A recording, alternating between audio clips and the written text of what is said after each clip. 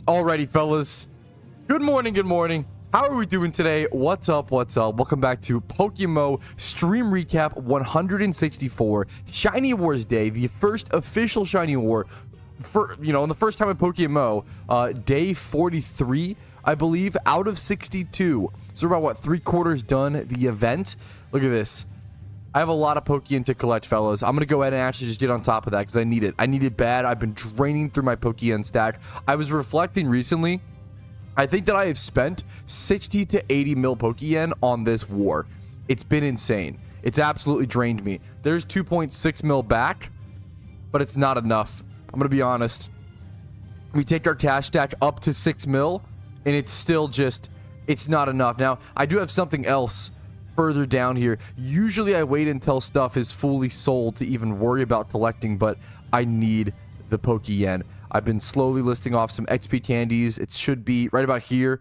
2.3 mil from there. I'm gonna claim the partial that I can. I mean, going from 3 mil up to 8 mil is honestly pretty significant. I've been saving that Pokeyen in there until I could see you guys live on stream. Happy Monday. What's up? It's an honor to see you. But I also have some pretty dreadful news. Number one, I'm back at 46,000 encounters. And I mean, hey, that's progress, I guess. It could be worse. I do have some shunting punishments to make up to you guys. I'll be making some eggs today. I'll be opening, I think, 1 or 2 mysterious balls. No randoms game quite yet.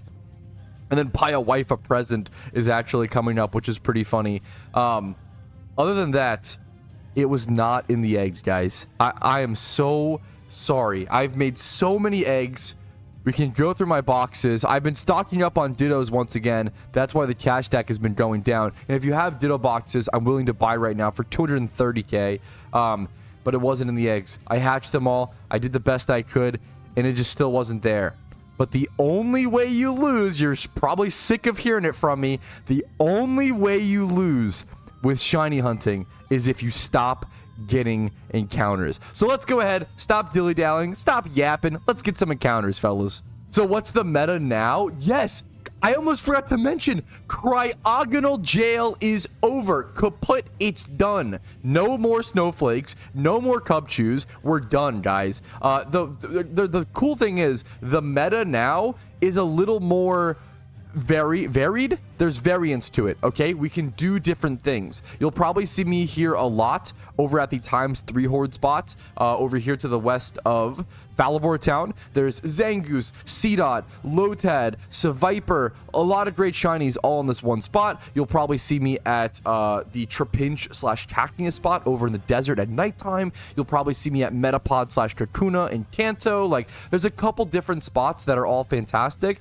that can all be viable during the war, unlike when we had access to Cryogonal, where Cryogonal is so much better than everything, it's guilty to not be at anything else. So we can actually shake things up now, which is amazing. Being able to change up location is game-changing for the mental. Morning, packed of luck. Dude, good morning to you, Karoshi. Karoshi might be the driest player in Team Mister right now. Last I checked, Karoshi was 193,000 encounters dry.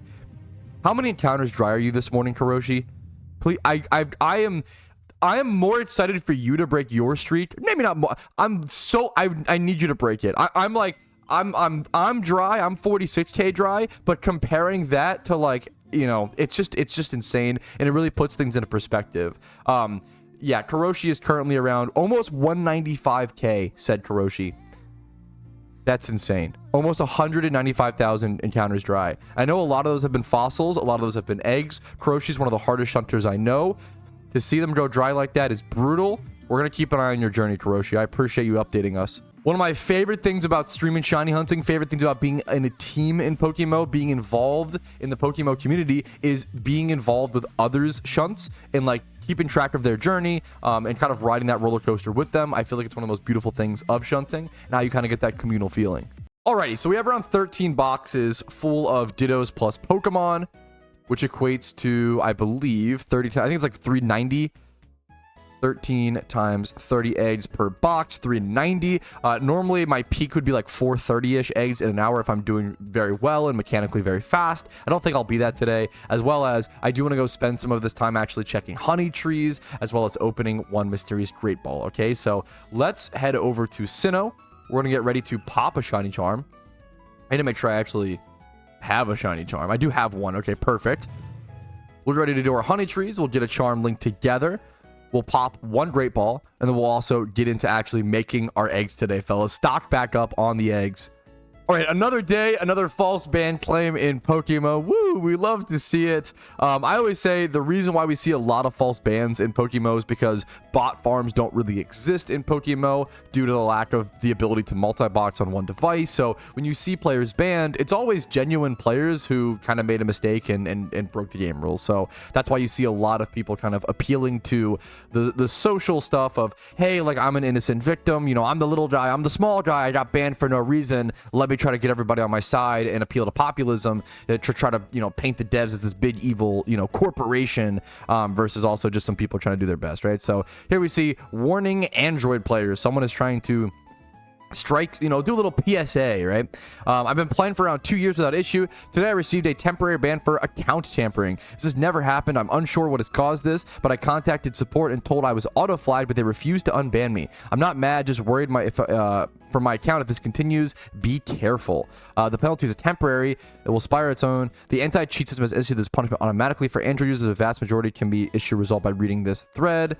To read more account tampering, yada yada yada, right? And Q responded to this. The head developer outed him and said, uninstall your auto clicker like the message tells you to. You get like 5 warnings before we temp ban you for cheating. So this guy was auto clicking, had an auto clicker installed, was using it on his phone, and then played the victim. Said, no, I don't understand what happened, guys. I don't know what happened. I got banned for, I know I've been playing for 2 years. All of a sudden I'm banned. You know, it's just weird. Isn't that strange how that happens? Usually there's a reason. Usually there's something behind the scenes. I always like when the devs come out and kind of out these people because it happens so often. We see so many people appealing to, like, I'm the little guy, like, hey, like, I was, you know, and we're all human. We're all like that underdog story of, you know, if this guy did truly get banned for no reason, that's horrible. That's unfair. I don't want to see that. No one wants to see that, right? It's always going to question that stuff and doubt that. Not doubt necessarily, but just have a little, either way is plausible. It's plausible that he did get unfairly banned, and it's plausible that he's just kind of trying to cover himself and not take responsibility. Just be open to both sides. That's what I always say. And here we do get kind of confirmation. Obviously, we don't get exact proof. It's technically still possible that Q is just lying here, but this would be pretty aggressive and pretty egregious, and usually something like this would come out if he's lying. But just important to call stuff like this out because we see this a lot in the community, especially nowadays. So just keep an eye out and have a little critical thinking when it comes to reading forum posts like this. I feel like if a dev and not a support team member responds, it means they know what happened. Well, PokeMMO, they've talked about before, they literally do not ban people unless they are 100% sure that they are breaking the rules. Like, they will sit quietly and collect evidence, right? Yeah, payday is good for auto-clicking, etc. There's a lot of things that could be auto-clicked, yeah. I love Q. He's so Sasha. I empathize with... Sometimes Q is a little too Sasha. He's like the head dev. Sometimes even I think he's a little too Sasha. But I also empathize with him, man. He deals with like the worst of the community. He doesn't really get to experience the like positive, passionate members like myself and like Team Mister who like just love his game and want to, you know, he has to just deal with people like this all day claiming they're innocent when they like, it must rot your brain to like have to deal with only the worst of the worst all day. It's just so frustrating. And it deludes your thought, your actual, you know, perspective of what the general community is like, unfortunately. Yeah, so I don't know. It's worth talking about, and I think it's a good way to empathize with the devs a bit. Someone redeemed this as a price check, and I'm going to be honest. So you can pay 10,000 Twitch points, which are points you earned from watching my stream, to help me price check something for you. I don't do this very often, but I'm going to refund your points because I cannot price check this for you. This is too complicated. This is too advanced even for me. A 6x31 secret shiny Lucario with all these particle effects. This is an extremely complicated price check. One that I would not feel comfortable doing. And if I don't feel 100% confident on my price check, I'm not going to try to my best and then, you know, give you a bad answer. I'm just going to go ahead and refund you. That is an amazing Pokemon you have there, though, dude. Unbelievably rare. The fact that this guy, the fact that it's not unknown OT and it's like OT and bred up is so crazy. Yo, bro, if I get permanently banned on PokeMMO, can I make a new account? From my understanding, I could actually be wrong on this. I would double check.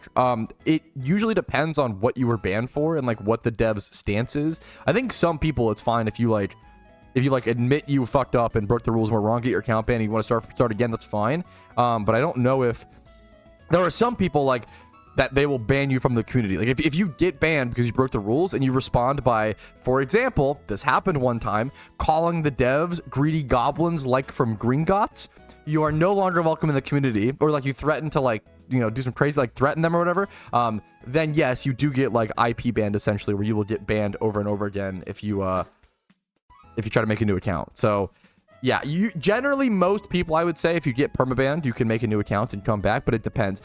They'll tell you if you can't. Yes, that pretty much exactly.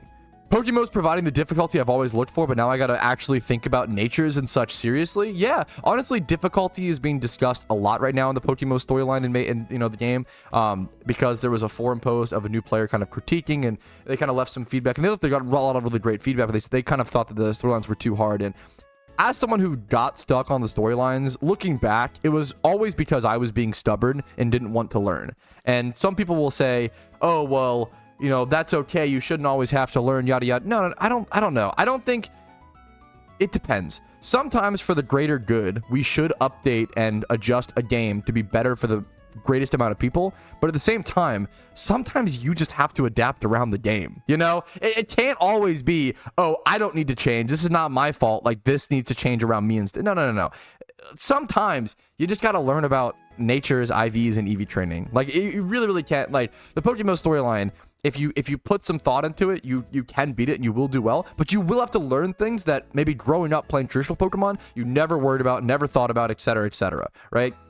You cannot play the PokeMMO storylines like most people played. Like you can't just like run through with your starter Pokemon and just use that. You can't really do that. It's more complicated than that, which I think is an interesting thing and a good thing. And if you want to just play a Pokemon game where you can just play with your one starter and spam one move and kill everything, maybe just go play traditional Pokemon. That's okay. You know, it's totally okay to just, if you, the game is, it's like playing Dark Souls and being like, hey man, this game is too hard for me. We should, you know, you should nerf it, make it more easier for me, right? Versus, oh, Dark Souls is really hard, let me adjust around that and learn and practice, right? Like it's, yeah, not that, you know, PokeMMO is not the Dark Souls difficulty of Pokemon. There are much more difficult Pokemon Nuzlockes that are ROM hacks that are made to be difficult, right? I truly feel like PokeMMO is this perfect middle ground where you have traditional Pokemon, PokeMMO, and then like ROM hacks made to be difficult. I feel like it's that perfect middle ground, that sweet spot that I feel like requires you to think, use a little bit of thought and planning. But if you do that, like you'll still sweep the PokeMMO storyline easy peasy. People speedrun the PokeMMO like Black and White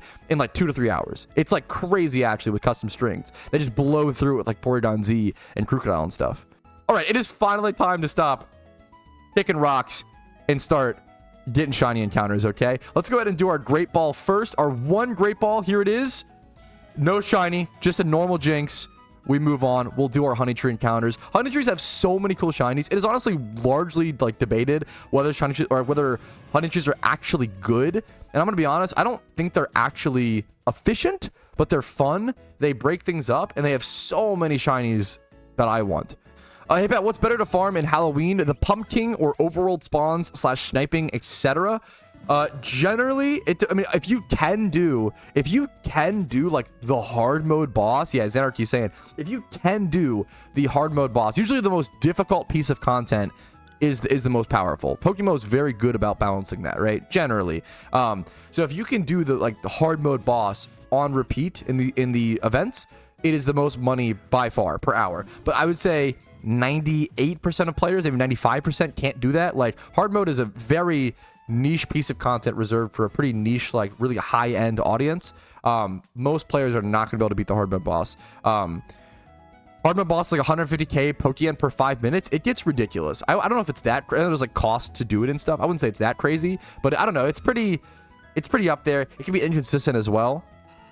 But hard mode can get pretty crazy for sure. I would say for most players, the average player just running around and doing the mini bosses is probably your best bet, alongside stocking up, making investments if you plan to be playing the game for a long period of time, as well as maybe doing some sniping. Honestly, event season brings this tree just shake.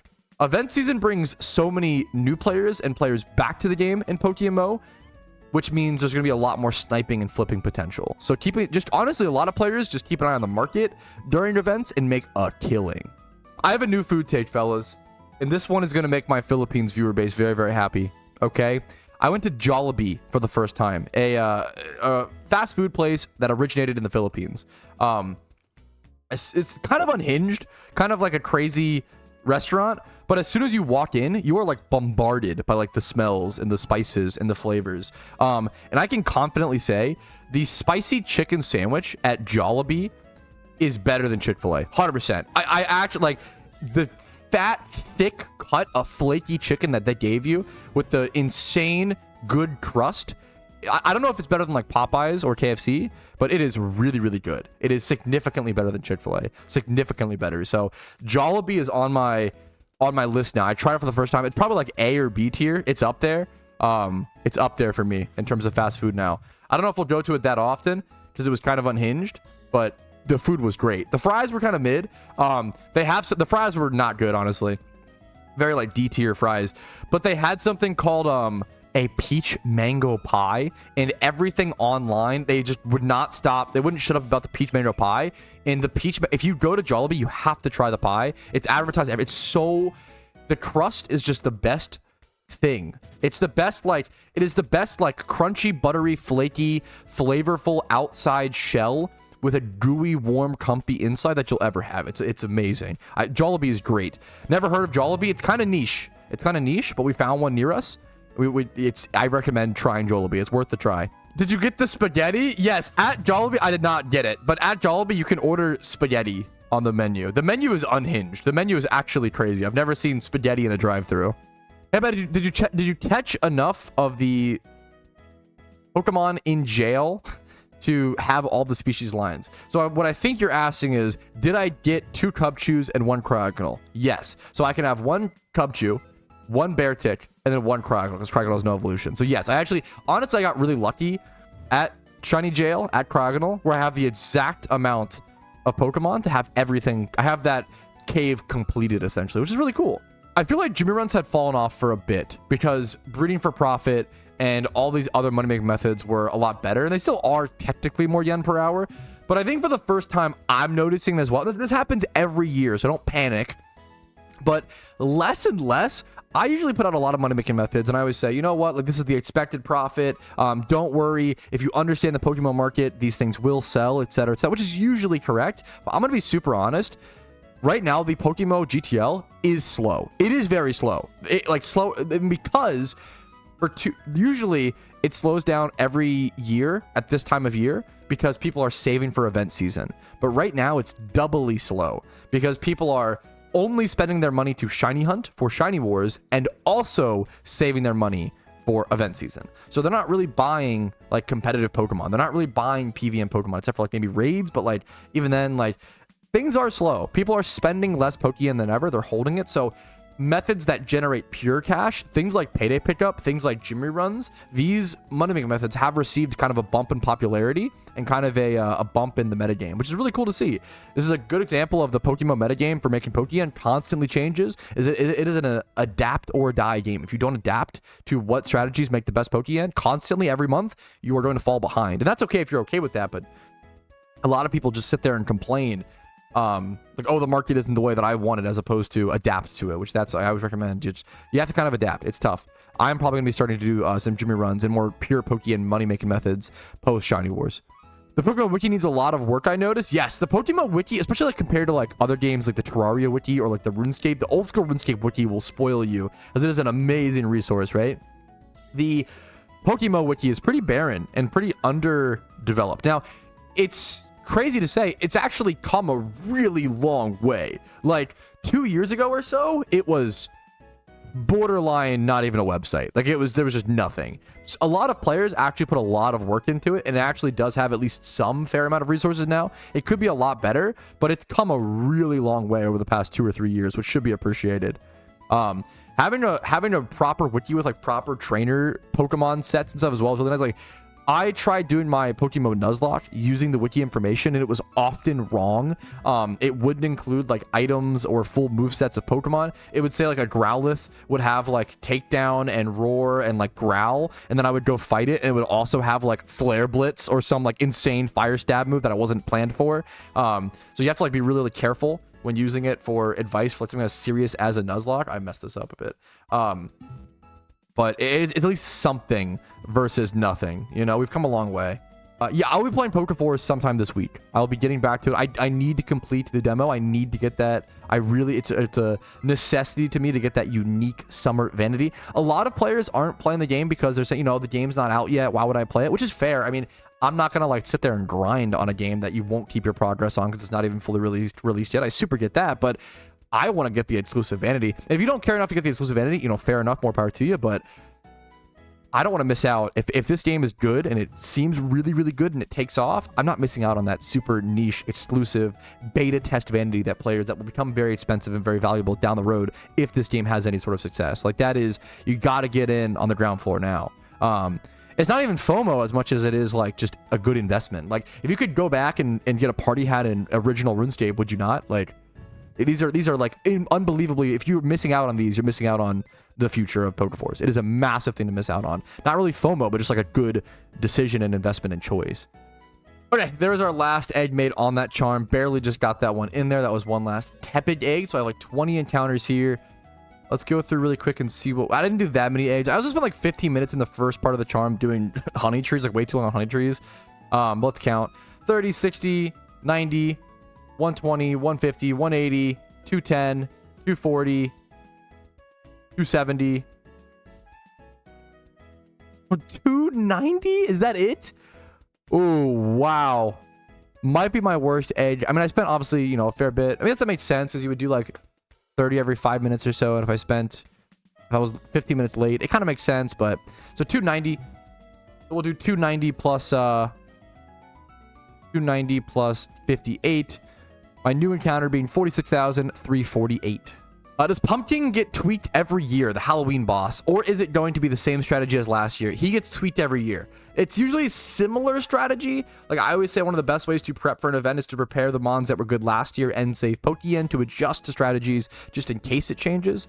It gets tweaked. All the bosses get tweaked. They're very similar, but they always get tweaked every year a little bit. All right, now the eggs are done, we head back over to Hoenn. We're going to head over to ×3 Horde at Zangoose, Lotad, Lombre, etc. I'm going to have 5 eggs on me at a time. We'll use Parasect. We'll do our ×3 Hordes and do a little bit of egg ticking as well. See if we can maximize our chance for a shiny encounter today, fellas. Yeah, are bots in PokeMMO a problem? This is a question that I've answered a million times, and I'll answer it once again. Bots in PokeMMO are not nearly as much of a problem as they are in other MMOs. Due to PokeMMO not allowing people to physically multi-box on one device, you cannot load up 2 clients of PokeMMO on one device and play them both at the same time on 2 different characters. The game will kick you off of one of them. It prevents bot farming. So any bots you see in the game are genuine players who at one point were playing the game genuinely and loved the game, who have kind of gone down a bad path and are now breaking the game rules and doing stupid things, right? So bots do exist, but they're much less common than other games because you don't see, no one is botting like 10 accounts per device, which happens a lot in games like RuneScape and World of Warcraft, etc., etc. So someone said GTL bots are real. GTL bots are real, but they're also fear-mongered and much overblown than they actually are. Did you ever see something get sniped and then realised in less than 1 second? That's impossible. So there are GTL bots, but it's pretty rare. I think people use GTL bots as sort of a scapegoat to say, oh, I missed out on that snipe. It couldn't have been another player. It must have been a GTL bot. This has happened over and over and over again, where we've seen people in global chat say, LMAO, like a GTL bot just out-sniped me, and then someone in Team Mister will be like, LMAO, no, I got that, bro. Like, people love to have scapegoats. It's easier to have a scapegoat than to not, right? The reason I know GTL bots are not that big of a problem is because I actually talked to one in Discord DMs at one point. There was someone who said he had spent a very long time coding and making a Discord a GTL bot, and he had a 100% ban rate. This guy was getting banned so fast that he couldn't even transfer the Pokeyen off of the accounts to make the profit. So this guy was like making a new account, getting into the 4th region, putting on the GTL bot, and then getting banned within like 1 hour. Like, GTL bots are not as big of a deal as people think. They get banned so aggressively. They do not last. They do not make any profit. This guy even said he was purposefully doing this just to maliciously attack PokeMMO because he said he got banned for no reason in PokeMMO and was just mad at the game and mad at the developers. That was this guy's story. I can promise you, GTL bots are a vastly overblown boogeyman that aren't actually as big of a problem. They do exist. The problem is whenever this discussion comes up, people hear me say like GTL bots aren't a problem, and they say, well, oh, I saw this one time. I saw today, I saw 10 things get flipped and yada yada. The difference is quantity and correlation, right? How many times is a GTL bot sniping something versus a real player? It is 1 in 1,000. It is so drastic, the difference, right? Do these things exist? Sure, but are they a problem, and how much do they hurt the economy, and how much do they affect the game? Very minimally, especially compared to other MMOs, in my personal opinion. This is all technically my opinion. I have some evidence and some things, but we don't really have any confirmation from the devs, so technically, feel free to disagree with everything I say, and just think whatever you want. To add some perspective of whether donor status is worth it or not, I think I have a video on it if you go Google it, right? Donor status is worth it, in my opinion, for shunters if you have enough capital to be willing to like waste it away. But you have to keep in mind, you're just paying for a chance at an increased shiny rate, right? I've had 2 donor statuses active throughout all of Shiny Wars, right? So if we calc my odds, right? My odds throughout all of Shiny Wars should have been 1 out of 27,000 at the highest. And obviously, even when buying dinner statuses, you're never guaranteed a lucky shiny. So my first hunt went 112,000 encounters dry. My second hunt was then 52,000 encounters dry. My third hunt was then 22,000 encounters. A lot of 2s, I just realized. 20,000 encounters dry. And now I'm 46k dry. Right? So I've done 232,000 encounters throughout Shiny Wars for 3 shinies, leaving me with an estimated shiny rate of 1 out of 77,000 encounters during war. Like, obviously, donor status, you know, has it really helped me here? Maybe it has. It's hard to tell. Donor status is not a guaranteed thing. You're paying for the extra chance, right? You still will go dry. It only helps you so much. Honestly, that is the most based, especially coming up during event season, the most base reason to get donor status. You nailed it, Binzoy. You skip queue, login queue. With donor status, you get priority in login queue. So having donor status during event season, especially like day 1 of certain events, skipping that 30 to 45 minute login queue, that can be like Pokeyen dependent. Like that might be the difference of you. Like that first hour, you might make 1 million Pokeyen per hour, and that second hour, you might make like 600k, and then it goes down to like 400 to 300k throughout the rest of the event or whatever, right? So like, you not being able to log in for that first hour, you lose out on so much Pokeyen opportunity. That's a great point. It's really interesting to talk about during event season and war. Oh shit! Live SHALPHA in Team Mister. Holy. Live SHALPHA. Bro, live SHALPHA. He actually... Also, what a gorgeous one to get. Holy... The SHALPHA Ghastly is insane. The SHALPHA Ghastly with the particles goes bonkers. 31 speed. This is gorgeous. What a beautiful SHALPHA. Congratulations, MedJed. Live SHALPHA. That is insane, dude. Congratulations, man. Congratulations. Congratulations, dude. I think this question brings up a great conversation. If I hate flipping, am I just being inefficient? I'm good at it, but it's just so boring to me. Are you being inefficient? Technically, yes. But who cares, right? Like, the meme, as someone who loves to be efficient to some extent, generally people's enjoyment of a game is a mixture of 2 things. It's a mixture of efficiency and doing what you want to do.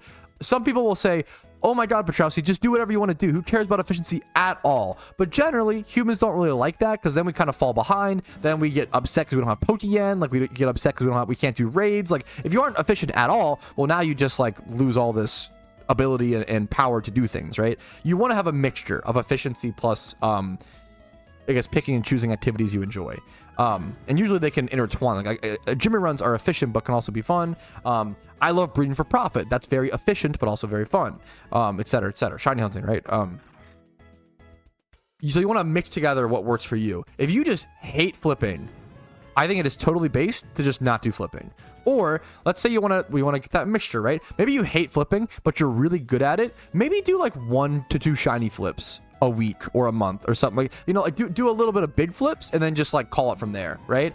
I would recommend players don't spend a majority of their time or a lot of their time doing things they don't want to do in PokeMMO just for efficiency, unless they enjoy that, obviously. It's about finding that mixture. I think it's a really interesting conversation. At the end of the day, if you're being inefficient, who cares? As long as you're enjoying the game and having fun, as long as you have that good mixture that helps you reach peak enjoyment for the game. Hello, I'm new to Pokemon. I just finished Cancel Region like 10 minutes ago. Congratulations, that's very cool. And I'm curious, what's the purpose of the counter above? That is like genuinely a great question. The encounter counter really at the end of the day is just a mental tool, right? So the encounter counter just tracks the amount of encounters you get in PokeMMO, right? Your wild encounters. People also do this while, you know, shiny hunting and traditional Pokemon. They track their encounters. It's just like it's sort of just like a fun thing to log your hunts and to see what your kind of your RNG is, etc., etc. However, your encounter counter doesn't ever affect your shiny rate, right? No matter whether you're no matter whether you have one encounter or 46,989 encounters, your shiny rate is still 1 out of 30,000. Your physical rate is never affected, right? But it is interesting to it makes you feel like you're making progress, is what I always say. Even though technically, mathematically, when you're shunting, you're not really making progress. Humans like to feel like we are making progress, because otherwise we kind of give up and it's a lot harder to continue, right? Unironically, I don't know if I would shunt. I know for a fact I would not shunt as much as I do if an encounter counter didn't exist.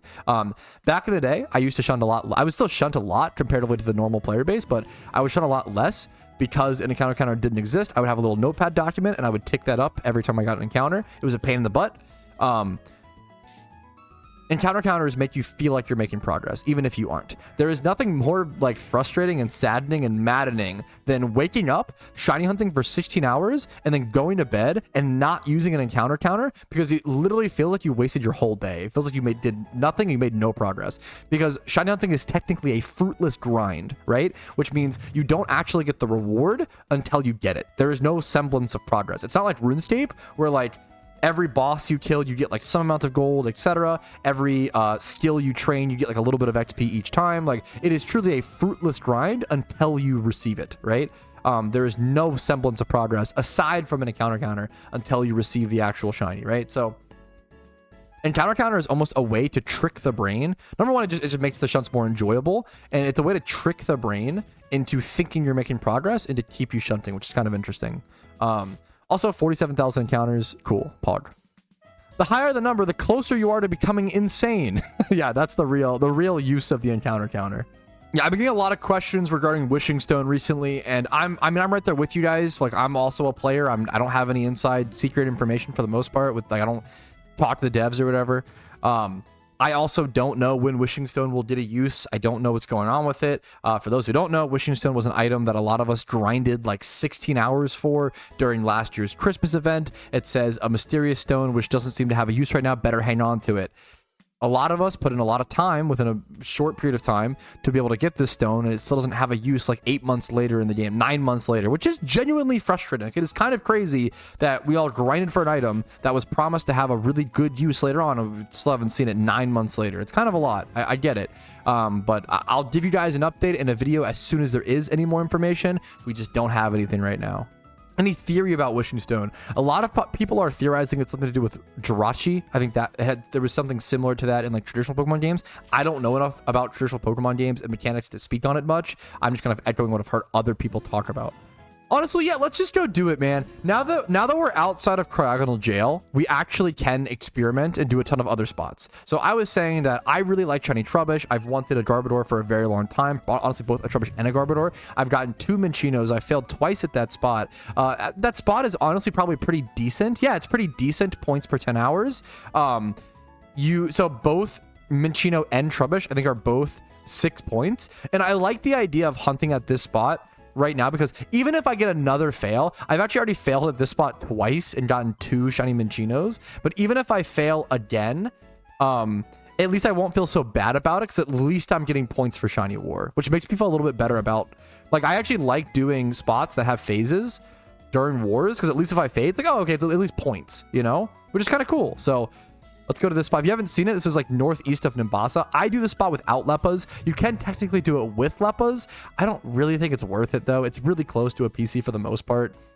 You have to just go northeast up here, go through here. You don't have to like travel through any grass. You head over to this dark grass. You do your times 3 hordes. That's it. I don't think it's worth using Leppas here personally. But yeah, really cool. Trubbish / Garbodor, great shinies. I'm honestly curious what the price of shiny Cryogonals are at right now. It would not surprise me. Wow, there's actually so few listed. Are people just not listing them because... Oh, no, I know why. People can't sell their like 20 duplicate shiny Cryogonals yet because they need them on their account when they actually go track to tally. Yeah, you can't sell before war ends. Yeah, gotcha. Okay. It wouldn't surprise me. I am like usually the positive force when it comes to like markets and, oh yeah, like don't worry, like this thing will recover, like, you know, the PokeMMO has a very like rubber banding economy, etc, etc. Yeah, I think the floodgates will open. I think the shiny Cryogonal market will crash. I think it will. I actually think the shiny Cryogonal market will crash and never recover. I don't think enough people have enough demand. I think shiny Cryogonal will become one of the cheapest shinies in PokeMMO. I don't think enough people, there's not enough demand for it. Not enough people want to breed up their shiny Cryogonals like that, and people are going to be dumping so many duplicates. Cubchoo as well. Cubchoo is at least like an egg group Pokemon, right? So like I'm sure Cubchoos will get dumped, but like what, so he's like what, like field egg group? Like, I mean, honestly, this is a good thing to watch out for. As Shiny Wars comes to a close, the field egg group shiny market will probably be pretty drastically affected. However, it's different from Cryogonal because it's a field egg group, so people can use them to breed other shinies, which is also really, really nice, as well as at least Cubchoo has 2 variants. Most shunters will probably keep 1 Cubchoo, 1 Beartic, so far less duplicates will go up on the market versus if you have 10 Cryogonals, 9 of them might go up, right? Like, it depends on what, like, I'm going to keep all mine, but like, it depends what shunters want to do, but I think there'll be a pretty drastic Cryogonal dump at the end of Wars. My guesstimate, it wouldn't surprise me if Cryogonals go down to like 800k to like 1.2 mil. It'll probably just be like one of the lowest, one of the cheapest shinies and be around the same price as like the, what's it called? Prismatic Pearl consumption rate would be my guess. One of the craziest stats, the devs give us so few stats, so we have to like hang on to the ones we do get. One of my favorite stats the PokeMMO devs have ever told us was that 60% of the shiny Pokemon that come into the game every day get consumed. So 60% of shinies that are caught are bred away or consumed for prismatic pearls. Those are the 2 ways they are consumed, which I think is extremely interesting. Like, people always say, hey, Patrouski, you always advocate for people to, you know, not sell shiny Pokemon. Like, if you advocate for that, how will you buy shiny Pokemon for your breeders? I couldn't possibly advocate for that enough to ever actually get people to stop selling them. Like, people will still make those decisions. When 60% of shinies that come into the game are being consumed, that is insane. It also tells us that like the market's in a really healthy spot. There's a really good demand for them. The shiny rate is in a really healthy spot. It's very, very, very interesting. Delibird is the best Pokemon. This is my essay on why Delibird is the best Pokemon. I hope you enjoy. Number 1, Santa. Delibird is Pokemon Santa. Who couldn't love that? Number 2, hair. Delibird has beautiful hair. Who couldn't love that? Who couldn't love that? Delibird is OP. It is a known fact in the Pokemon community that Delibird is the most powerful Pokemon in the game. Who couldn't love that? Thank you for listening to my TED Talk. Enjoy this Delibird I caught for you. Hey, who couldn't love that? Thank you so much, man. What a nice gift.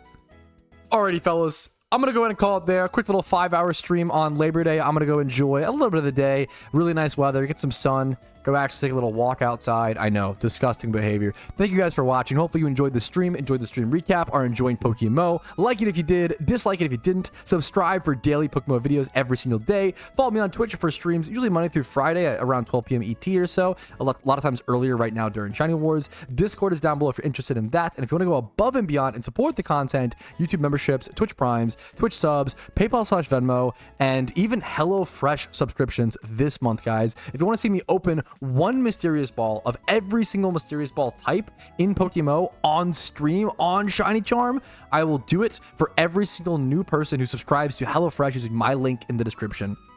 Thanks for watching. Have a great day. I'll see you guys later. Peace, Reno.